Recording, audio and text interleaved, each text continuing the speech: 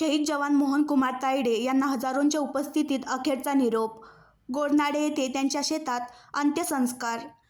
जामनेर तालुक्यातील ग्राम गोडनाडेचे भूमिपुत्र तसेच भारतीय सैन्यात 16 वर्षांपासून जास्त कार्यरत असलेले मोहन कुमार तायडे हे 3 महार रेजिमेंटमध्ये होते।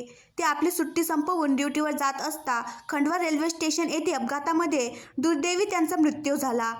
दिनांक 10 फेब्रुवारी 2024 रोजी त्यांच्या शेतात 7 वाजता अंत्यसंस्कार करण्यात आला।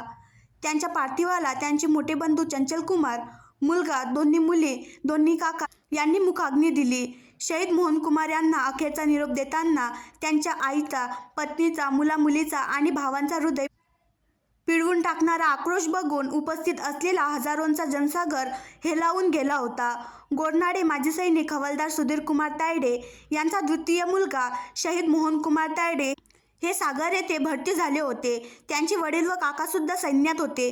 त्यामुळे त्यांच्या वडिलांचे स्वप्न होते की ज्याप्रमाणे आपण देशसेवा केली त्याप्रमाणे आपल्या मुलांनी सुद्धा सैन्यात जावं, अशी त्यांची इच्छा मोहन कुमार यांनी पूर्ण केली।